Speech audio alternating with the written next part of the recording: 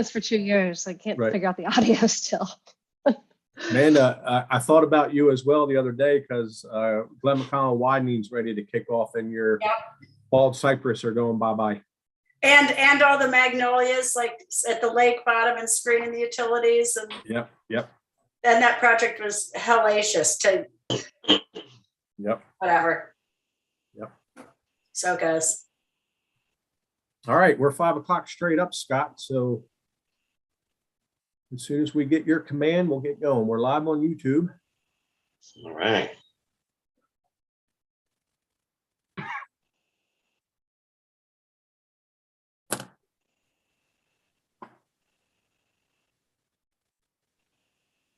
We're good to go. All right, and let me just get my PowerPoint. Everybody sees that? We got it. Okay. All right, well, welcome to the March 2nd, 2022 Board of Zoning Appeals Site Design Meeting. We thank you for all being with us today. This is a virtual meeting protocol. Staff will control the slides displayed throughout the meeting. Applicants, staff, board members, and members of the public should give their name first whenever speaking. Applicants and board members of the public must be sworn in by the chairperson before speaking for the first time. Only attendees who have registered to speak before the deadline at noon today may speak during the meeting. Video and microphone have been disabled for all attendees. Attendees will only be given the capabilities to speak when they are called on during the public comment period. Board members who need to recuse themselves from voting will be temporarily removed from the meeting and readmitted prior to addressing the next item. If the board needs to go into executive session, they will call into a separate conference line, and all video and audio on Zoom will be temporarily turned off until they are ready to return to the regular meeting. Chat has been disabled for everyone, and this meeting is a public meeting and is obviously being recorded. With that, I'll hand it over to Joel Adrian, our chairman. Thank you, Eric. This is the March 2nd, 22 meeting of the City of Charleston Board of Zoning Appeals Site Design. Present are Amanda Barton, Kelvin Uge, Paula Murphy, myself, Joel Adrian. Present from the planning staff are Eric Schultz and Lee Batchelder. These proceedings are being recorded. We ask that those who speak identify themselves for the record. We will conduct this meeting in usual fashion. First, receive information from city staff about the application and their recommendation. If the recommendation is favorable and no one objects to the application, usually the Board of Zoning Appeals treats the matter as being uncontested and passes it as a matter of course. If, however, the city recommends against the application or there is opposition to the application, we treat the application as contested and hear from the applicant and anyone else who is in favor of the application. Next, we hear from anyone opposed, followed by a short rebuttal from the applicant. We then close the public hearing portion of the meeting for that particular application and open discussion to the Board of Zoning Appeals members only. We will then make a decision to approve with conditions, or deny the application. Board of Zoning Appeals Site Design has the authority to do 3 things. 1, hear appeals to decisions of the zoning administrator. 2, grant special exceptions, a fact-finding function of the board. 3, grant variances to the zoning ordinance if the application meets the hardship test outlined in section 54.924 of the ordinance. The board may deliberate and make a final decision on a matter by a majority vote of members present at the hearing and qualified to vote, provided that not less than a quorum are present and qualified to vote. For a variance to be granted, the Board of Zoning Appeals must make the following findings. A, that there are extraordinary and exceptional conditions pertaining to the particular piece of property. B, these conditions do not generally apply to other property in the vicinity. C, because of these conditions, the application of the ordinance to the particular piece of property would effectively prohibit or unreasonably restrict utilization. And finally, D, the authorization of a variance will not be a substantial detriment to the adjacent property or to the public good, and the character of the district not be harmed by the granting of the variance. Very good, thank you. Public comment.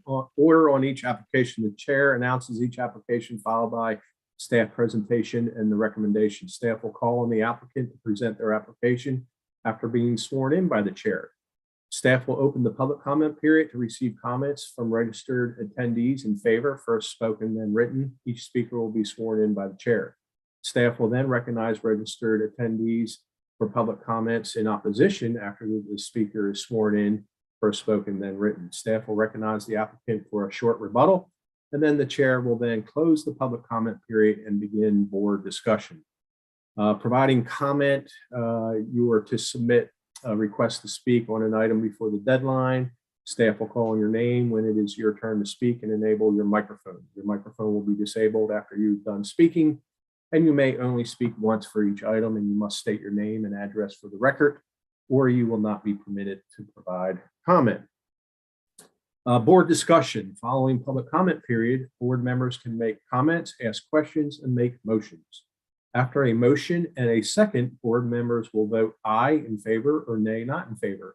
If the vote is not unanimous, the chair will poll each member for their vote. The chairman shall announce the vote on the motion and the final decision on the application. Again, if a board member needs to recuse himself or herself, they will be temporarily removed from the meeting and placed back into the meeting at the start of the next agenda item. And again, if the board needs to go into executive session, they will call into a separate conference line, and all video, audio, and Zoom will be temporarily turned off until they are ready to return to the regular meeting. With that said, there have been no deferrals and no withdrawals, so the chairman can kick it off with A. Excellent. Thank you, Eric. Our first item is A1, which is review of the minutes from the last month's meeting. If anybody has any questions or if there's a motion.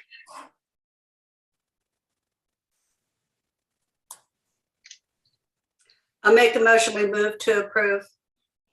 Second. All right, all in favor, say aye in favor. Aye in favor. I in favor. Aye in favor. Motion is approved 4-0, unanimous. Very good, thank you. All right, so now we will go to our next item on the agenda, which is going to be item B1. It's 4000 West Wildcat Boulevard. The TMS number is 306-0000-012. The application number is 2203-02-B1. Request a variance from section 54-327 to allow the removal of 4 grand trees. It is zone general business GB. Very good, thank you. This is the application submitted by HLA Inc. With the property owner being the Spinks Company. This is their justification for the hardship. Signed.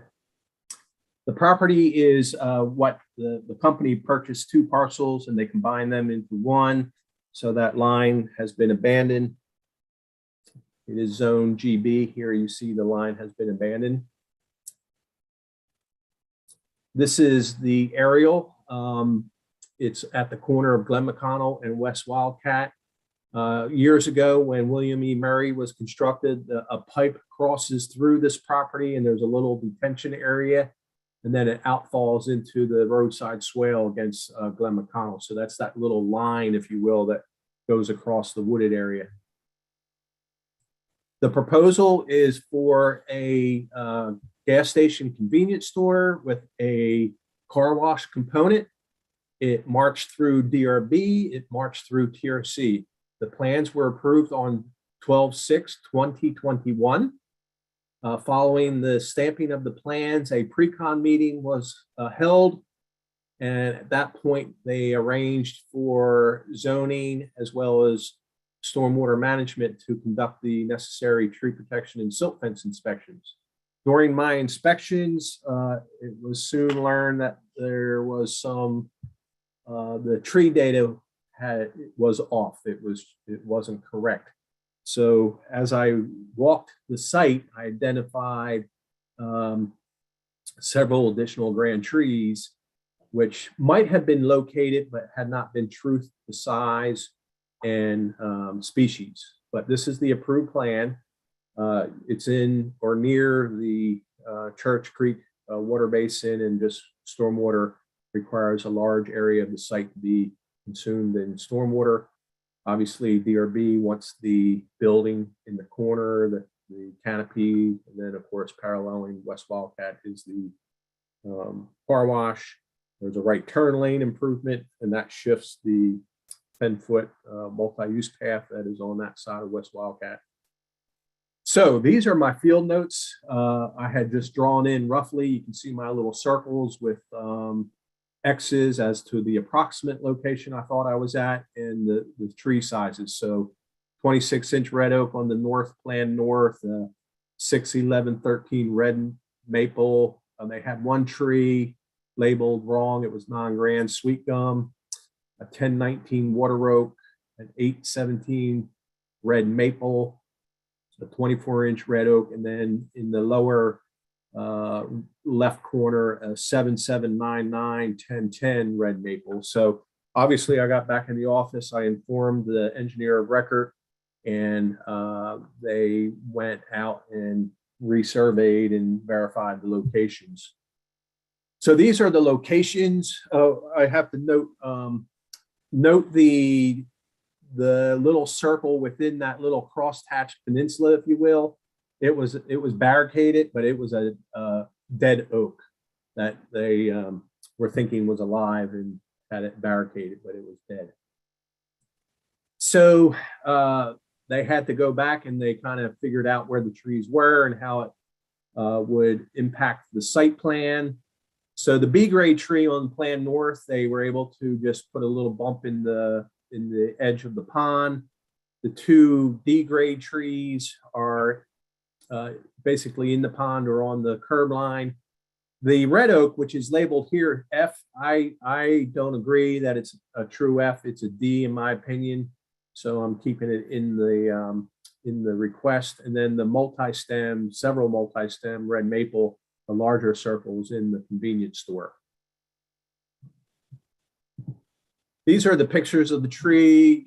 The red maple, the multi-stem red, clearly a D grade, but red maple happens to be a category 1 tree in our classification system. It was either blown over at some point and then created vertical, but it is what it is. The 24.5 red oak, they said was an F. It does have some decay at the base, but you know, we've seen many trees with decay in the base. It's a D in my opinion. 8-17.5 maple, you can see a multi-stem, hollow at the base, poor, and then the 5, 11, 13 grade D maple again, multi-stem. And of course, they didn't photograph the B grade red oak on the north side. Again, back to their comments, you can see the maple, a D, 24.5 red oak is actually a D, 8-17.5 maple D, water oak they're saving as a C. The maple again, triple stem D, and then the 27-inch red oak is a B. So staff recommends approval. You know, based on the quality of the trees, if they were identified properly in the beginning and this site plan proceeded through, I don't think I would have made a different recommendation. I think the C grade tree is in the pond now. So 131 caliber inches, that's based on the classification of the tree and the diameter, in the form of 10 to 16 inch palmetto trees, that's sable palmetto, to be planted on the south side of the project in addition to the approved saw palmettos and canopy trees, basically the approved landscape plan. So that is, I gave them credit 5 inches per palm tree, so 16, that'd be 80 inches. 10 2.5-inch live oaks to be planted in the back 1/3 of the required buffer against Glen McConnell. I'll go back to the site plan. There's some openings there. We can plant right at the back of curb and get 10 trees planted along that frontage. That'd be 25-inch. And then the residual is 26 inches divided by 2.5. That equals 10.4. We round up to 11 trees times 295. They would make a contribution to the city street tree program in the form of $3,245. Must provide a revised landscape plan for both DRB and zoning approval. Must use 4-foot chain link fence, which is already being done out there basically. Must have a certified arborist prune and treat all trees to be preserved without within 25 feet of the construction. And then obviously they have to resubmit back to TRC for the site plan modifications, a slight modification to the previously approved pond, and then the landscape plan. So going back to the site plan, you can see they met the 15 trees per acre requirement with the little peninsula as you come off of William Murray, with a grand tree there and some smaller trees, a few trees along West Wildcat, and then the number of trees in the required buffer. And the trees in the right of way were not counted, just the buffer trees. Here they picked up every tree between the edge of the road, but just the trees. So they met that requirement, but there's room to plant additional live oak in there. So that is the recommendation. And we had nobody registered to speak in support or opposition. And with that said, we need to recognize the design team, and that would be Greg Mitten, who is with the Sphinx Company, Ron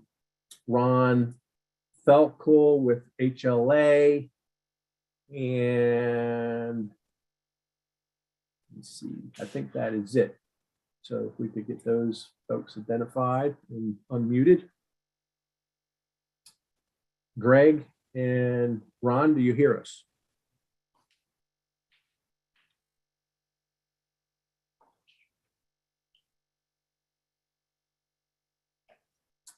Greg, unmute yourself if you can, and Ron.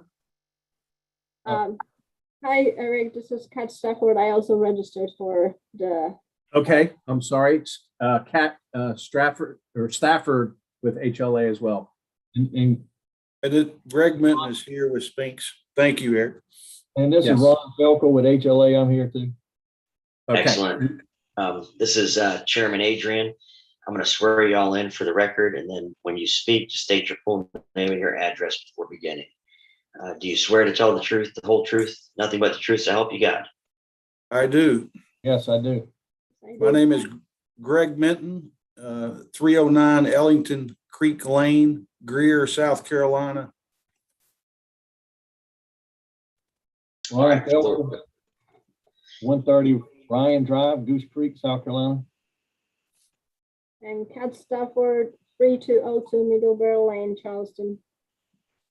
Excellent. So the floor is yours. You may begin to present. Kat was going to start us off tonight. Kat? Yes, I'm here. So we read through all the conditions, and we have a couple of questions, if we may. The condition 1A suggests to planting all the palmettos with in the corner of West Wildcat and William Mary. There is sewer easement, and we are concerned we're not going to be able to plant as many palm trees as is required. So our question is, could we locate it possibly somewhere else in a site, or is this corner the place that it needs to be done? Kat, I would work with you. She's speaking of the sewer comes in on the plan southeast corner, I believe. When I looked at that condition and came up with it, you have canopy trees spread across the Wildcat frontage within the 5 foot or so landscape area. And then the symbol, which I thought were palms, palmetto trees, are actually dwarf saw palmettos. So I counted the same number. That's how I came up with 16. And you can work with me on the spacing of the larger trees, but I think I always kind of felt that side was a little weak as far as the landscape. And I think between the designed and approved canopy trees and the shrub layer that we could go in with the palms. I'll work with you on the spacing, no problem. Okay, and that's the only location you'd like to see those palms planted? Yes. Okay. Next thing is the condition 1B. It's 10 live oaks. Obviously, the survey is showing in that buffer, trees 8 inches and above. I presume there are some smaller ones as well within the buffer. So I don't see a problem with planting those 10 oaks there as long as we work around existing vegetation to ensure that whatever we plant new will grow and not die within the first or 2 years. I agree. I That's your agree. goal as well. I agree. And I think you can tap into your irrigation system and supply those trees with drip. So we'll work with you on the placement, field adjustment, but yep, I think 10 close to the back of curb, and then you can't plant in the maintenance shelf around the pond, but I think we can get right on the buffer line and, you know, work in the back 1/3 of the buffer. Okay, if we can't find location and field within the 1/3 of the buffer, are you willing to let us expand that a little bit within other Yes. areas of the Yes. buffer? Yes. All right, well, the rest of the conditions, my other question is, we're gonna be working with you, we're willing to, and we really want to resolve that. The one question is, if we can't find location for a couple of trees, would you be willing to allow us to pay additional contribution to city street tree program? I'm confident you'll find locations for the palms as well as the trees. We'll work with you. Okay.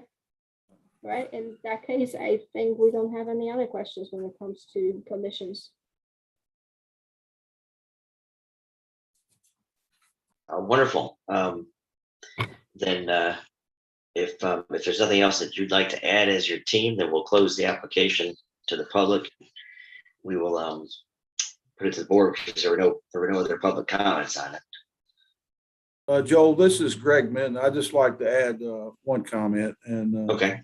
I wanted to thank, Eric and the city staff, because we've worked a long time together on this project, and I appreciate the options and recommendation tonight to help us work together on that. I just wanted to thank him in front of the board for that consideration to help us find a path to work towards bringing this project together. So thank you, Eric. Yes, thank you. Wonderful. And then we will close this application to the public. It'll be open to the board for any questions that they may have or discussion. I will say, as always, thank you, Eric, for doing what you do, because we've got a couple of trees that we are able to save that will enhance and just beautify the project. Personally, I don't see any problems with the other removals, and I would be supportive of the application.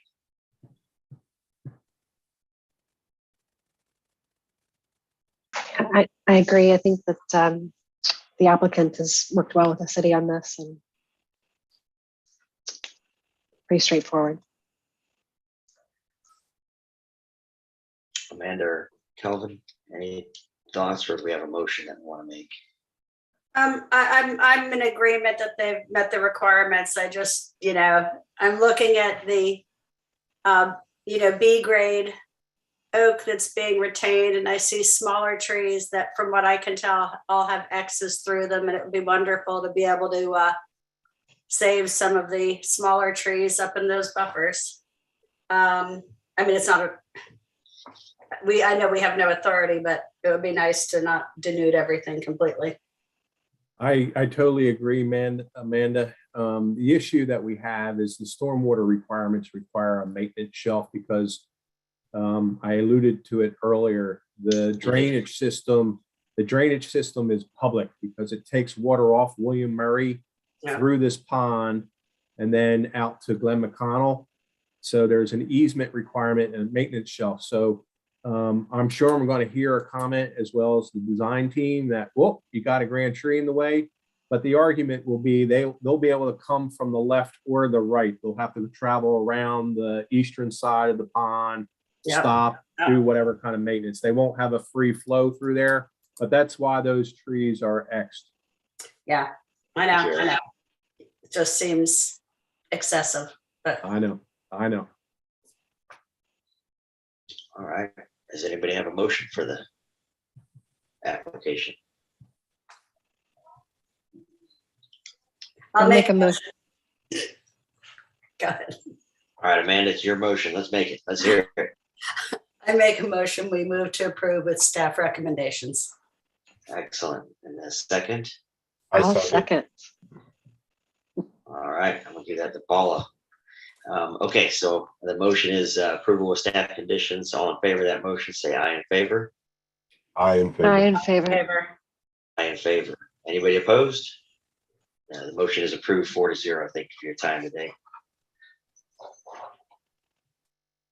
All right, so then our next item on the agenda would be item B2, and that will be 3527 Meeks Farm Road, the TMS of 313-0000299, application number 2203-02-B2. Request a special exception from section 54.327 to allow the removal of one grand tree, zone BP. Thank you, Mr. Chairman. So this is the application. We have the owner as Hooley Worldwide Inc. and Matt Klein with Klein Engineering. This site is one of the smaller sites within the Meeks Farm Business Park. And it's adjacent to a pond that was pre-engineered a while ago. And this whole business park was master planned as far as how stormwater is managed. If you've been in there, there's no curb and gutter. It's all private roads and so on and so forth. But this is a kind of a unique shape against that pond. Zone business park. This is the aerial. So you can see the water body and then Meeks Farm and the trees. What's really beautiful about this site is that there's 3 magnificent live oaks on the northern side of the property. So as this came through TRC, it was recommended that they actually stake out the building and its required parking. I had some concerns about parking, and we've got a lot of creative ideas flowing as to how we're going to address a parking scenario near those live oaks, which will be handled at staff. But while we were out there, we were measuring trees, and this is the site plan. So the driveway is kind of fixed because it opposes another drive along Meeks Farm. So there's no offset. A very minimal size building. It's a 2-story with a little deck that will look out over that water body. And then you can see the 3 large circles, and we're looking at within that parking lot, you see another like line, and that's going to be the underground detention that's required. So that's going to be kind of disturbed, but we're actually looking at this neighborhood was approved to have a blanket variance years ago to have sand shell, actually grass parking. So we're looking at some creative ideas to edge the parking to identify the parking spaces, but it may be just a concrete car stop and some sort of edging, and then you'll be on mulch or grass. So very minimum impact to the trees. But the circle is a water oak connected at the base as per our rule for DBH. I graded as a D. Measures up 7, 8, 13. So staff recommends approval because I think that the fact is that it's in the building, and they got the building where it needs to be, and then a light on the land parking system by the grand trees, the live oaks. So must plant 14 caliber inches of live oaks on the project site, must have a landscape plan approved by staff, must use 4-foot chain link fences, tree protection barricades for those trees, and then must have a certified arborist prune and treat all trees to be preserved. So with that said, we have the owner, Christian, let's see, I thought he was there. Maybe he moved to a phone number. And Matt Klein. Matt Klein. Can you hear us, Matt?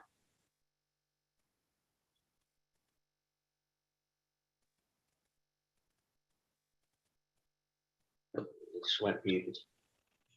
You just went muted, Matt. Can you hear me now? Yeah, Yes, we we got can. you, man. Okay. And is good. Christian on a phone line now? You know? I think he is. I have a 7239. So that's Is my that him? phone. Is there any way that you can promote that? And then I have a 401-662-1648. Christian, if you can hear us, put your hand up. I think that the 401 is him. Okay. *6 or *9, Christian, to unmute yourself.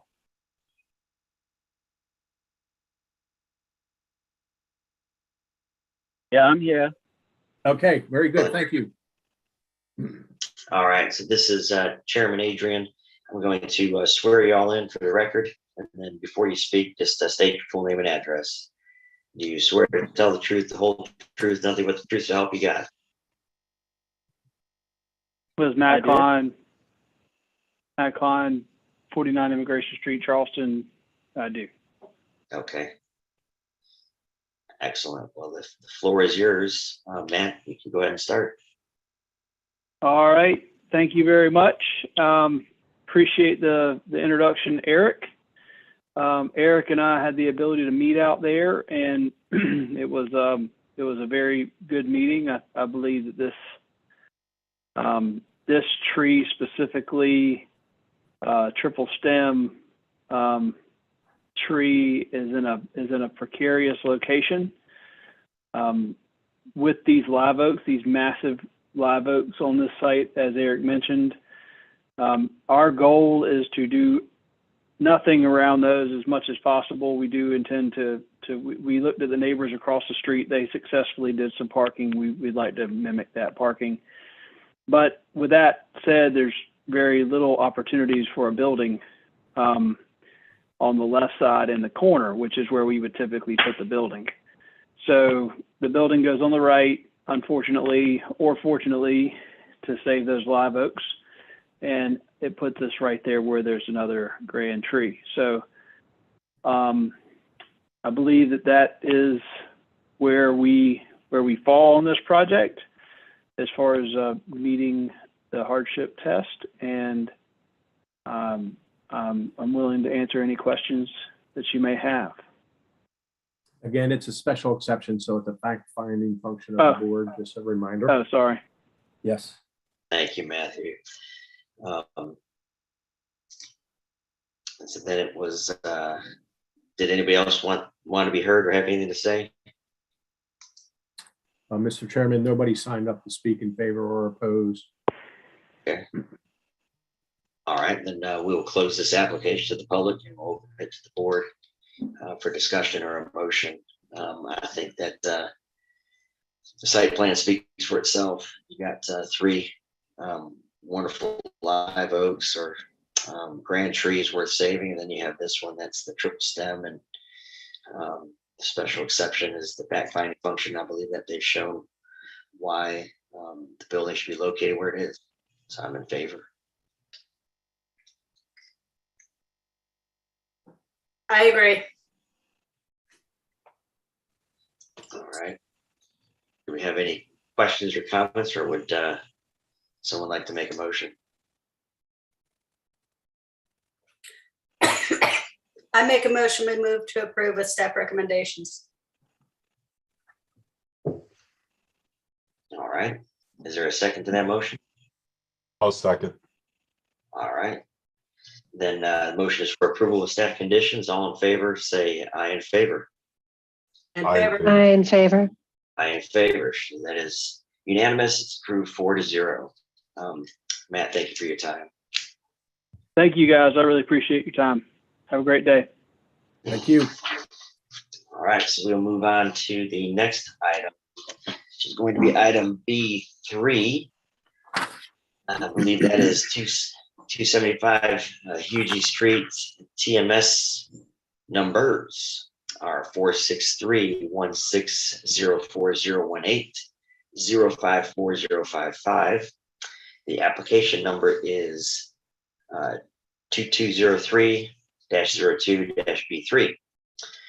Request a variance from section 54.327 to allow the removal of 4 grand trees. Request a variance from section 54.327 to omit the 15 protected trees per acre requirement. Request a variance from section 54.330 to allow a reduced impervious construction setback near the bases of 5 grand trees, zoned GB and DR2.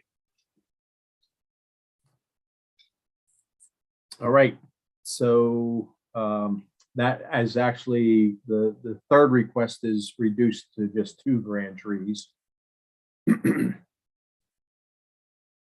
So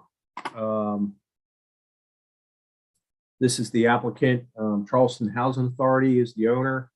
Forsberg Engineering and Surveying. Mr. Trey Linton is the applicant. This is their application. The site actually is really taking the bulk of the DR2 zone property shown here on the map. It's actually being rezoned. It's moving through city council presently. And then it does take a portion of the 2 GB side tracks, or the 2 parcels that front on Meeting Street. This is the present day zoning, but like I mentioned, it's in the process of being rezoned to an MU, which allows a higher density. And if you're all somewhat familiar with it, these are the housing authority housing units, townhouse kind of scenario. I can't recall the exact number. I think there's 16 units. Trey will speak to that, but these were built, I'm guessing 70s, 80s, and there is a huge initiative being kicked off with the Housing Authority to revisit all their sites. Buildings are at an age where they're requiring, a lot of maintenance, and of course, there's a push for providing more affordable housing in the central core of the city, the peninsula. So this has, it's an opportunity to demolish the site. Obviously, not the historic structures on Meeting Street, but to make better use of the land. Of course, we have trees, and a lot of these trees are volunteer trees. A lot of these trees were probably planted and have grown to a size that are now classified as grand. The area between the historic homes on Meeting and the existing townhouses was used as a temporary parking lot when other structures were built in the neighborhood. They worked out an agreement and no longer used except to access the parking for the homes on Meeting. So this is your existing condition survey. There is a drainage easement on Plan South, parking lot to accommodate the housing units that will be demolished. And then you can see the large grass area that has the gravel loop on it now. And the parking is access to the rear of the homes that front on Meeting. The proposal is to come back with a really beautiful building that basically has, it's one building because a roof is going to cover the entire thing, but there's going to be a courtyard in the middle, and then basically 4 pods of units stacked, I believe. We'll get into that, and then shift the parking to in between the historic homes on Meeting and this new structure, rework the curb cut a little bit, provide a fire access turnaround at the rear on the south side of the site. So you have the 2 trees that require a slight impact on, and we're going to be studying the materials and whether it's a ribbon grade, a ribbon curb at grade, to try and do our best to maintain the live oak and magnolia. Then you have 2 pecan trees at the southern side of the housing. And then you have 2 live oaks, one near the front and one on the edge of the existing parking lot in that drainage facility. The green here, I know it's small. I have blow ups are all the protected trees. They're going to try and save some on the southern property line. So this is a blow up. So you can see there's cedar trees and hackberries and palms on the north side of the new structure between the parking with green. Then you have some live oaks on the south side and then the two grands. And then this is the other southern half. You got the pecan tree in the parking lot in the fire access lane, and then a few trees to be saved, and the others, the other cluster, which I consider all volunteers, to be removed. So that's the 15 trees per acre requirement for mission. This is the magnolia. We're concerned about the cavity, but you'd be amazed when you look at the crown of the tree. You can see where some gravel activity and driving has already occurred around it. So we're hopeful we can maintain this. We're going to have a more in-depth study of the tree, but we think there's enough sound wood to maintain it. The live oak kind of has a lean to it. It was there was a breakout in the crown, but it's coming back quite nicely. So again, we feel confident it can be incorporated into the parking. The pecan trees, volunteer in nature. The other pecan tree. So the one live oak was obviously planted between the parking and the townhouse units. Has grown to a size to be classified as grand. And then this one is, even if you were to consider the 10.5 as a lateral branch, we incorporated it as a contributing leader upright, and then the other at 4.5 feet is 25 inches. So you can see the drainage swale there. So with that said, staff recommends approval with the condition to plant 199 caliber inches. So that is based on the caliber and the classification for the 4 grand trees. And then I did give credit for the 13 protected trees.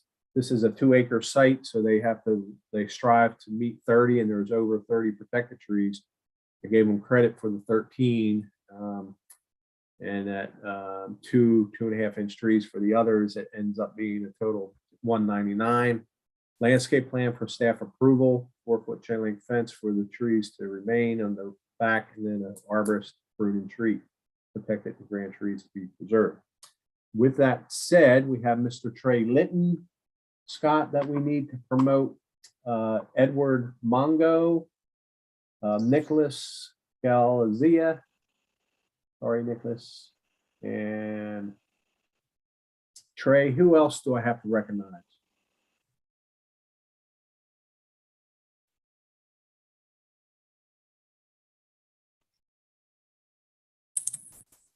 Good evening. Good evening. There's Mr. Mongo. Edward, good to see you. Trey? This is Trey with Forsberg Engineering. How you doing, Eric? Very good. And who, I know Nicholas, and was there another member of your team I need to identify? I think that covers it. Okay, I have in chat, I have a Bob Hutchinson and a Peter Sherman. Are they part of your team? Okay, Peter Sherman is with Charleston Housing Authority and Bob Hutchinson is with Mungo. Okay, so Scott, if you can move those over to be promoted. All right, so we have your full team. Mr. Chairman, it's all yours. Excellent. Thank you, Eric. What I'll do is maybe, I guess I'll just do it. We're going to swear everybody in. And then when you speak, just state your name, your address for the record. So do you all swear to tell the truth, the whole truth, nothing but the truth, so help you God? I do. All right. So then, Trey, if you're going to speak first, or whoever it is, just go ahead. The floor is yours. Okay. Thank you, Joel. This is Trey. I'll go ahead and get started. I'd like to thank Eric for the summary of our request. I did have the opportunity to walk the site and review these trees with Eric. as well as our arborist. I'd also like to note, Eric mentioned the rezoning. Last month, we did receive planning commission for the rezoning of this parcel to allow for more density. And then I'd just like to quickly reiterate, I would like to state the Housing Authority of City of Charleston's mission, and that is to provide decent, safe, and sanitary housing to citizens on low to moderate income. There currently is 12 occupied units on this parcel, and the CHA plans to demolish those buildings and replace them with 84 units. Per the City of Charleston at a public meeting last month, they found that we needed 16,000 affordable homes by 2030. And with this project, we are working our way towards that goal. Happy to answer any questions, and I'll pass it over to Ward.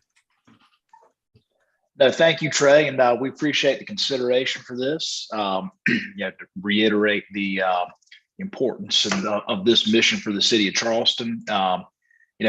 We think that we can also do this and give superior design as well. We truly have the belief that just because it's air quote affordable housing, that it has to look different.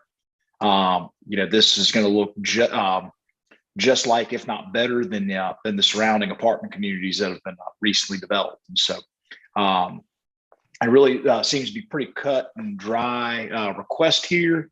Obviously, this area of the peninsula, there's not much space to work around with. And this being an infill site, we feel that this is a very good utilization of this land here. And just one slight correction. We are now at, unfortunately, at 77 units. I just wanted to get that get that on for the record, and that is all I have. Ward, Thank you. I'm sorry, Mr. Mungo, could you just state your name and address? Yes, Edward Mungo, 108 Riverflow Court, West Columbia. Excellent. Is there anybody else from your team that wishes to be heard? Or anything you'd like to add? No, thank you. Excellent. We will close this application to the public. Sit back up, Eric. I'm assuming that we did not have any other public comment. That is correct, Joel. We had nobody sign up to speak in opposition or support of the project. Okay, so we will close this application to the public and be open to the board for discussion. And I'll start and say I agree. I think I'm excited that we can put 6 times the number of units basically back in this location in the city. So I'm supportive of the application. I think it is pretty cut and dry. Except it's a self-created hardship technically with some of the things, but I've read about the project, and I think it's a great idea. I guess the tree I have the biggest question with is the 34-inch live oak. That is, how much? I understand that you said that it was going to be a covered courtyard. Did I get that right? And that's correct. And it's a healthy tree. How much is the grade? Is the grade changing by several feet in that area that that makes no sense at all to try to keep the tree?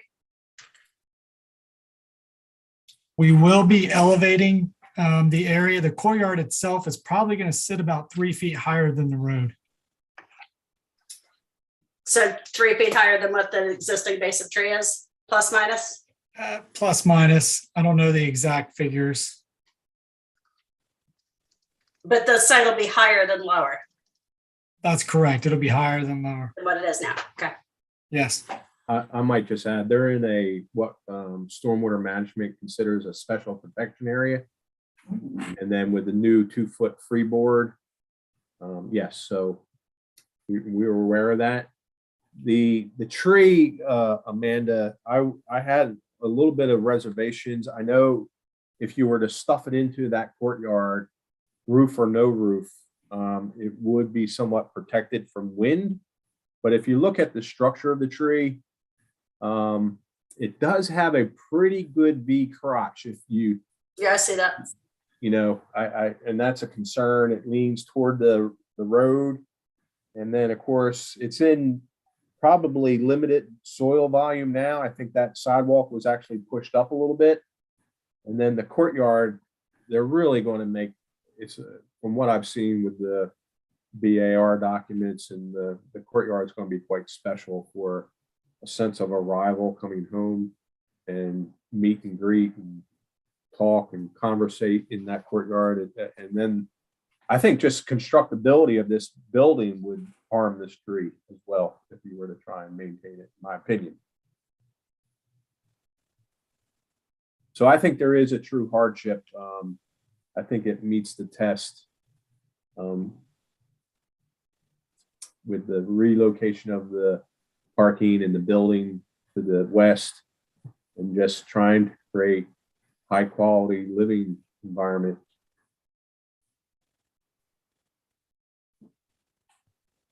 Excellent, thank you. Does anybody else have any questions or comments? And if not, does someone have a motion for us? I'll make a motion. We move to approve with staff recommendations. I will second. All right, so there's a motion by Amanda, second by Paula. Everybody that's in favor, say aye in favor. I in favor. I'm in favor. Favor. Aye in favor. And so that was unanimous, 4-0. So it is approved. Thank you for your time this evening. I do have to add one comment, and I should have asked Trey to have that depicted, but if anybody knows the Meeting Street side of the Housing Authority property, there's a monumental gate. Go look at that gate. It's very unusual in the way that the craftsmen built that, as far as the brick detailing in it, but it has an iron gate. And the other part of this design is that the middle of the building, if you will, is on access, and then that where you would cross the parking lot is again on access with that gate. So there's going to be an opportunity to maybe enhance that access with tree planting between those two buildings. And but that was a pretty significant design decision, and the architect didn't even get to speak, but it didn't show up here, but it's pretty cool. Mhm. Excellent. Familiar with it. Well, thank All you right. all. We appreciate the consideration, and have a wonderful evening. You too. Thank you. Thank you. Thank you. Our next item is going to be item B4, and that is 32 Stockford Drive, TMS number 421-06-00123, application number 2203-02-B4. Request a special exception from section 54-327 to allow the removal of 2 grand trees, zoned SR1.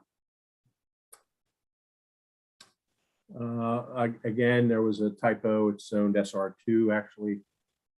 Not a very big deal. 32 Stalker, owner John and Mary Mulvey, applicant the same. So I received a request to inspect these trees several weeks ago. I felt I couldn't do it at staff level. I suggested that they get an arborist to evaluate the trees. They had done that. We'll get into that in a moment. So this is the variance. They're actually water oaks, so special exception. Typical lot on Stocker Drive, Old Windermere, zoned SR2. Aerial view.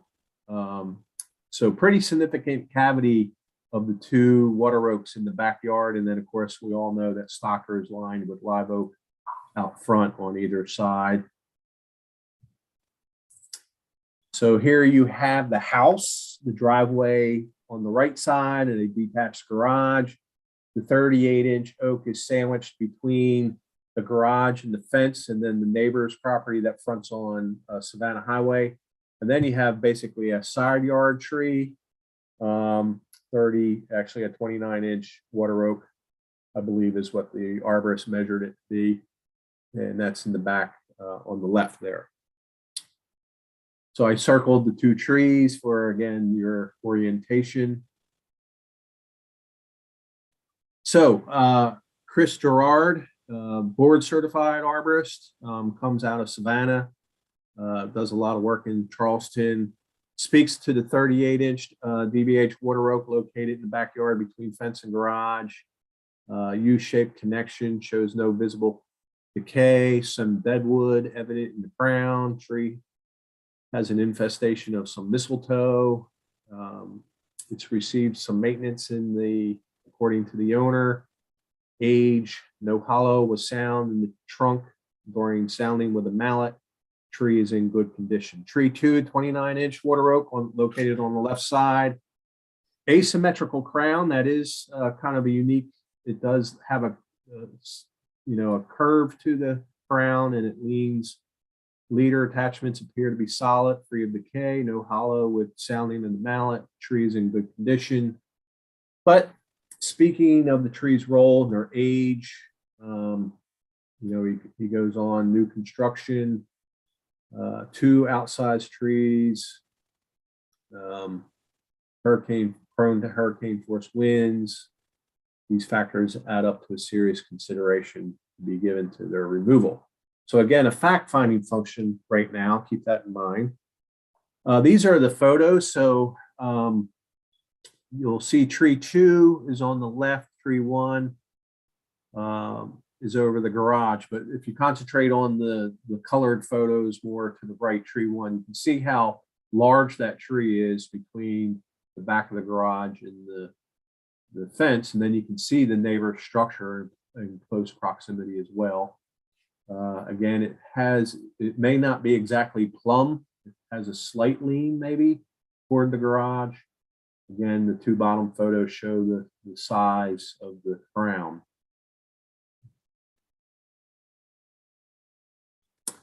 This is in the neighbor's backyard looking at the tree. So the fence on the Savannah Highway property, and then the white garage behind. And then the second tree, the 29-inch water oak, you can see how it, I believe, was competing with the canopy of the larger tree behind the garage. And therefore, trees are autotrophic. They want to go to the sunlight. And of course, competing with that crown, it kind of got bent and arcs over. These are trees that show the vicinity, other trees in the vicinity around the property. Of course, the live oaks on Stocker. So the owner approached the 545 Savannah Highway owners, and they're in support of that tree, in the back of the yard, and so on and so forth there. If anything were to fail, it would be catastrophic, in their opinion, James Anderson. So after, again, having the arborists weigh in, the location, proposed construction over the garage, and I will turn it over. We need to recognize Mr. John Mulvey. He's got his chat. Scott, if we can promote him to a panelist. I'll let him run through these slides that he provided. John, can you hear us?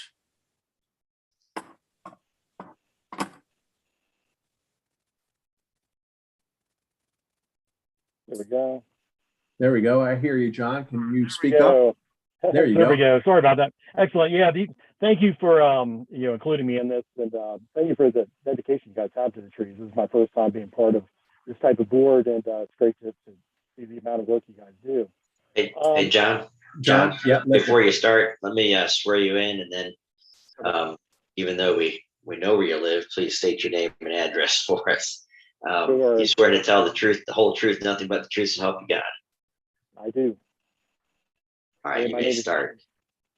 John Mulvey, 32 Stocker Drive. And so, I have lived at 32 Stocker Drive, or my family has, for 21 years. I am not coming in to spruce it up and flip the house or anything like that. It's something I've lived there for a long time, plan on living there. We've just started outgrowing the property and looking to expand and do more of a finished room above the garage, which gives me some hesitancy given the size of that tree above it. We love the trees. I went to Lewis on Stocker Drive. If you don't love trees and oak leaves especially, and so we are looking to just kind of improve the property and obviously redo the green space if these two trees come out. What I wanted to add to things was, one other thing is too, I was president of the board, for 5 years. I walked in the neighborhood with Danny Burbage probably a dozen times, basically looking at the oak trees mostly on the street and saving which ones, we could where possible. The first image you look at, it was kind of interesting finding this. This is from the character appraisal from Windermere and then also from Burns Downs. And this just kind of basically shows kind of when these trees are most likely planted. In this picture, you can see Stocker Drive up towards the top. And the biggest takeaway from this photo is there's no interior trees. And these are basically what we're talking about. These two water oaks are interior trees. Maybe next slide, Eric, if you can. Yes. We'll go through them quick. This just kind of shows a picture from 1951, and you can see that trees were planted on the interior of the streets, and they're starting to grow. And then we'll zoom in on this next one if you want to go to the next slide. And here again, you can kind of see it a little bit more. And then one more, I can show you where my house is. My house was built in basically 1938. The nice part is it's the only kind of two-story house on my side of the block, and it's actually been white ever since it was built. And you'll notice the trees kind of in the backyard. So Eric would know better than me, but I assume these were planted, possibly close to when the house was built, so roughly 1938 and after. And basically you can kind of see the size of how they've grown, maybe compared to the live oaks growing small, a little bit more slowly up front. Next slide. This is just an article I found. You guys maybe have seen this. People have sent it in. The thing that basically kind of made it interesting to me was basically the size of the tree is about the same as the size behind the tree in the garage or behind the garage, and the other one is not much smaller than that. And given the decay and rot in the tree, it was not safe to put somebody up in the tree, and they had to basically cut it in half to basically bring the tree down. That is not possible in this situation, given the structures that my neighbor has behind the house, my structure, the close proximity of them, my neighbor's house on Stocker, my house, to try and basically take down this tree in a decayed fashion, basically just makes it a lot more complicated. You can kind of scroll through and kind of make it quick on these last ones. Next slide, Eric. Okay, there we go. These are just some quotes that you guys have probably seen in the past too. I think the world of Danny, and just talking about kind of the longevity of trees, what makes them dangerous in windstorms, and basically in the last 10 years, I've always kind of crossed my fingers, hoping that the tree wouldn't come down and essentially wipe out the garage. Next slide. This is just a couple other quotes from that article. Basically, the guy from the tree service basically saying how dangerous it was to take down that tree. And the way I look at it with these two trees is it's not a question of if, but a matter of when. And if we can take them down now, obviously, with the new construction going in, it makes it, they have to happen for that new construction, or else I won't put the new construction in for safety. And then two is, the guys that go up on these trees, it's dangerous work. And I know with the structures, when I've had, Windsor Tree Service out talking about bringing this down, it's like, yeah, it could be a whole lot easier if this can come down now than with other construction in place. John, if you could, you have a sweet spot with your microphone. I don't know where it is, but you could. Yeah, sorry, I'm trying. I don't know if that will help. Well, I'll finish up here in a second. We can hit the next one. Yes. As you've seen, basically, these are then other water oaks that have come down in the neighborhood. Once the sign went up, a lot of neighbors reached out to me. This was one at 12 Stocker Drive that came down in a storm. Yeah, I would say roughly about the same, trunk diameter as mine.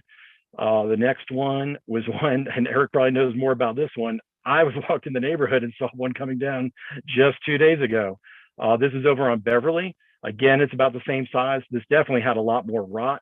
The picture on the right is actually what it looked like 2 years ago, just on Google Street View maps. One more, I think, slide.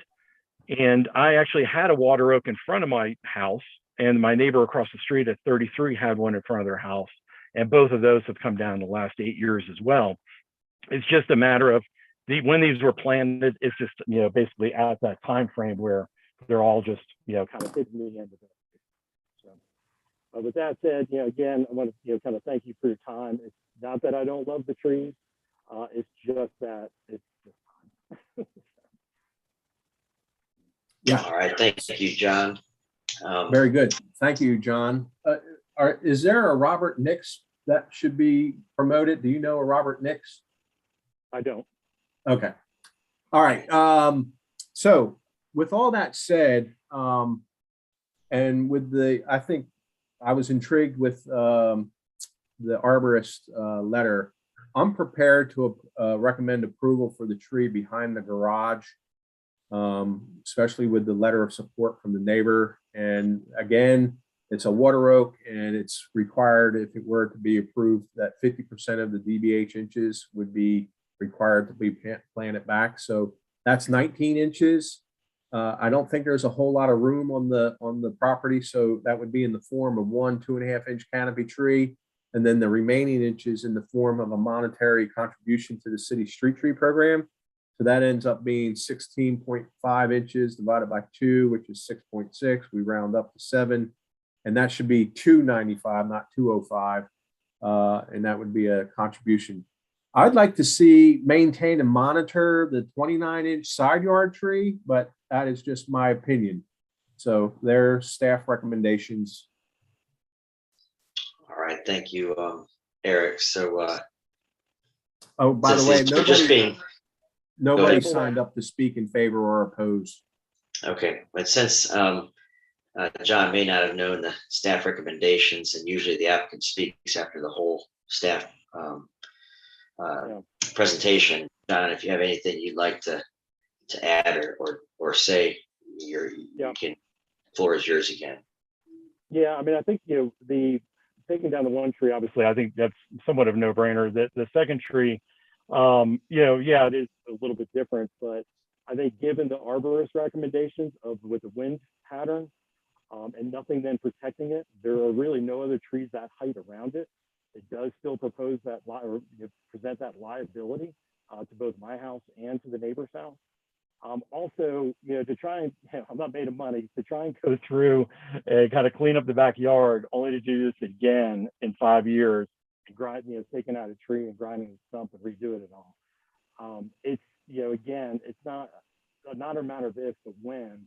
I have no problem with planting more trees. Eric was there. I looked around at even all the potted trees I have.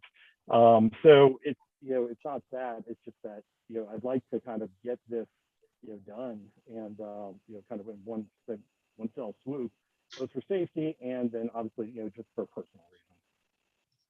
All right, thank you, John. We'll close this application to the public since there are no other comments. We open for the committee to ask questions or make a motion.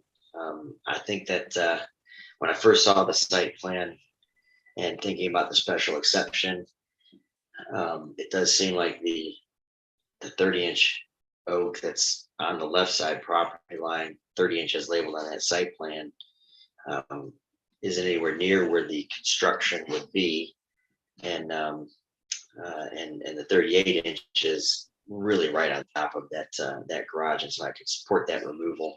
I do think I agree with Eric's suggestions and comments. I agree with that. And there is 9 inches of difference between the trees. So the 38 inches obviously later in its lifespan than is the 29 inch. And it looks like the 2-story brick next door is further forward on the lot. So I agree with the watch and wait on that one.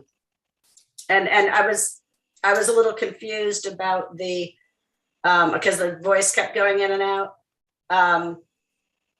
What the RE fund statement about the tree had to do, that was a neighborhood tree that was referring to? So I know that this one here. Is that where the RE fund comment was? I'm not sure. Yeah. It was towards the end. Yeah. So this tree was actually on the peninsula.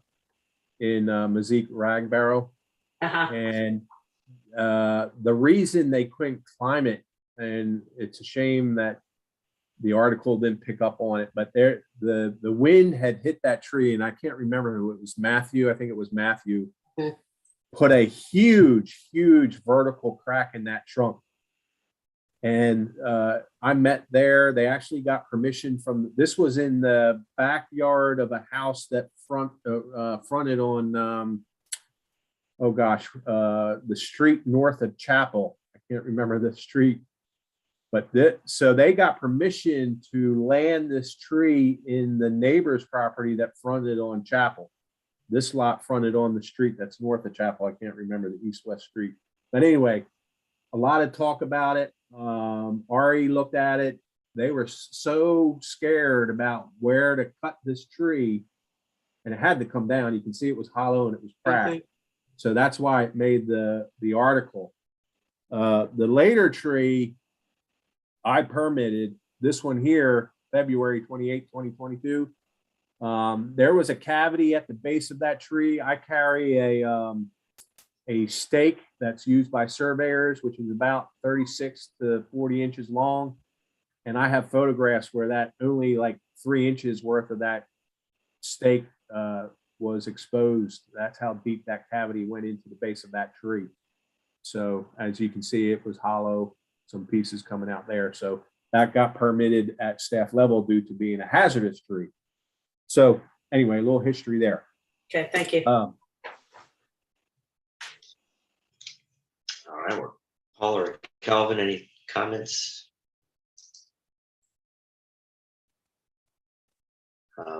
No, I'm in agreement with you and Amanda.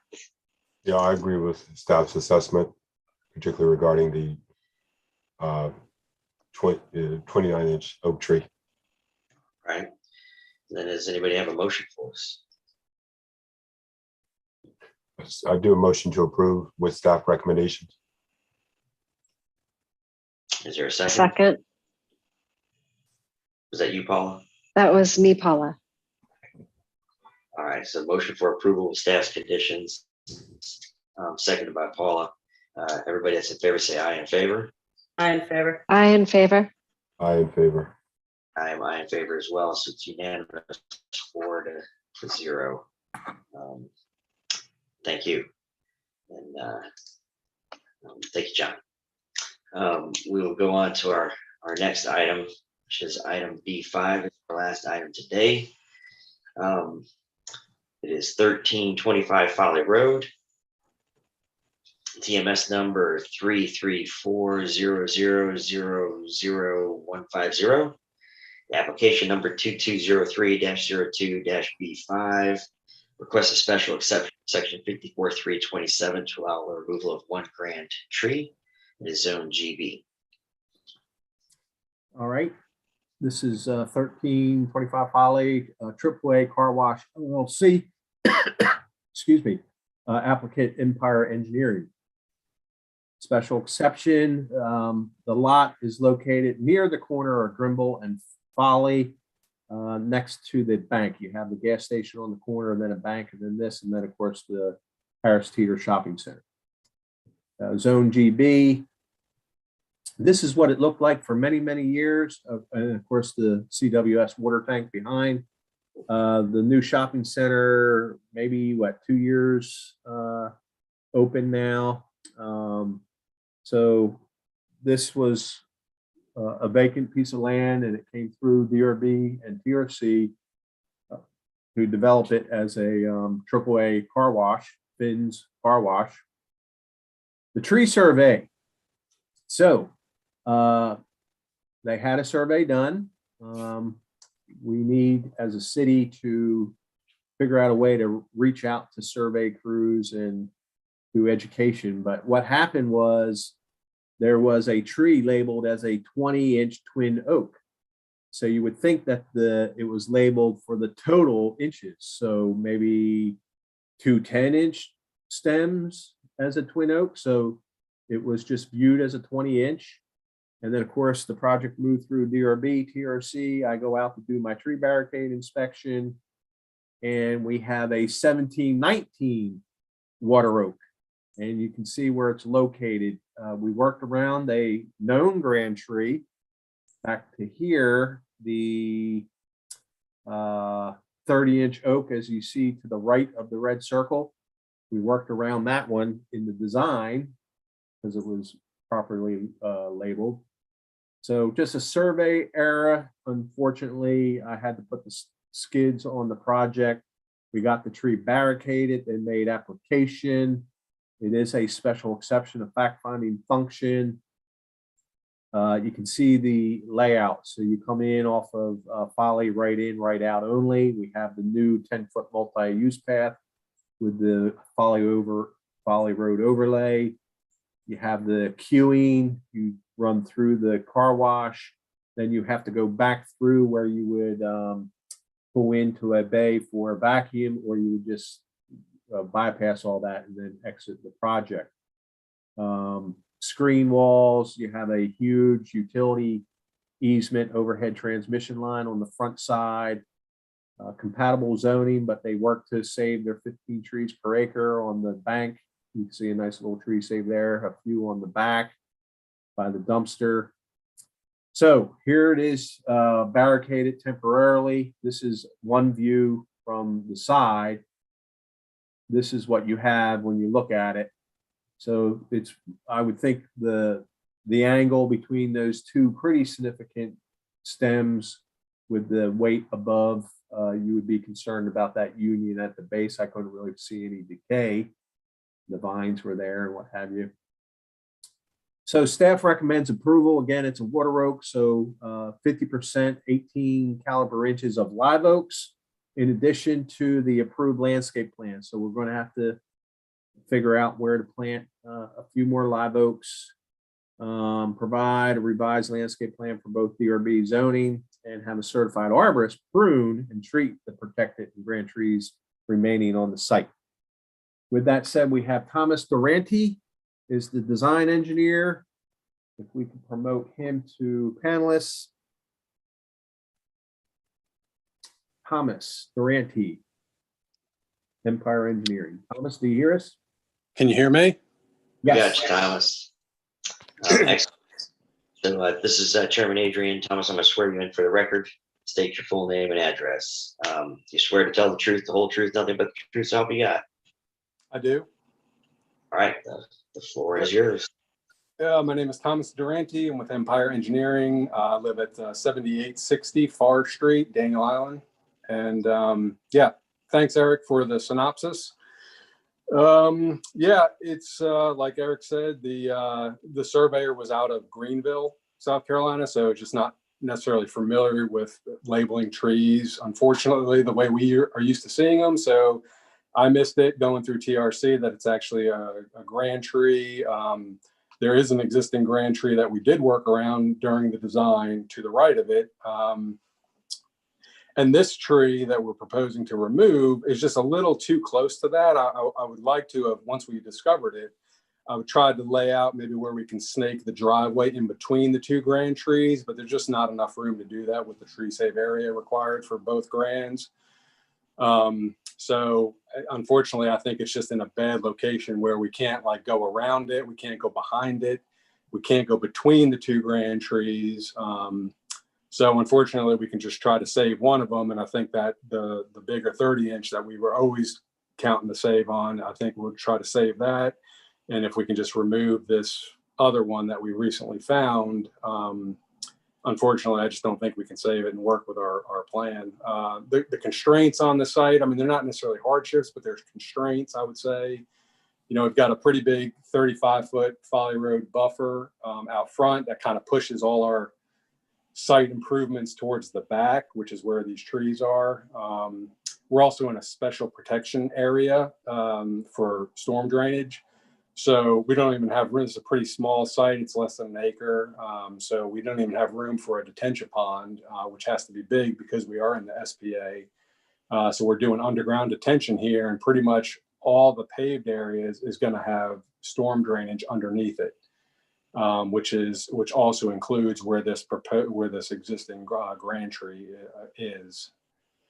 So it just, unfortunately, it's just not in a great location for us to try to save it. And I guess that's all I had to say. If there's any questions, I'd be happy to answer them. Thank you. Thank you. There's nobody else that is registered to speak, correct? Nobody registered to speak in favor or oppose.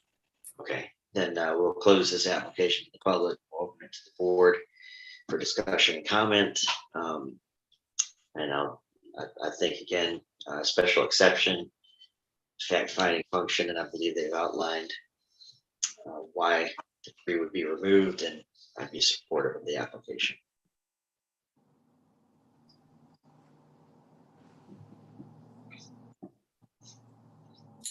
Well, considering nobody signed up to speak for or against, because I know that the last agenda we had there was a lot of chatter about James Allen projects and tree removals, and we're not seeing that here today, so we don't have the that necessarily to consider on this. And it looked to me like in the picture of the two trunk tree, it looked, when you look at the left trunk, it looks like there might be a cavity right up about 12, 15 feet. Actually, I think it became a co-dominant. I kind of looked at the overall, really couldn't find any decay except for the weak union at the base. I think that's where it becomes a co-dominant, and that's just some weed trapped in there with vines. Got it. But I think the opposing angle, these, if you were to, well, they did remove the trees basically in close proximity, some of them, but it's going to be subject to wind load, and it's just a little bit too top heavy in my opinion with that union at the base.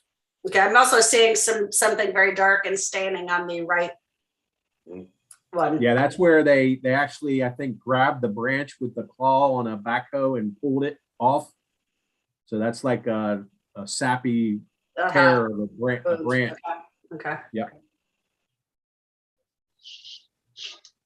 All right. Any other questions, or we have a motion?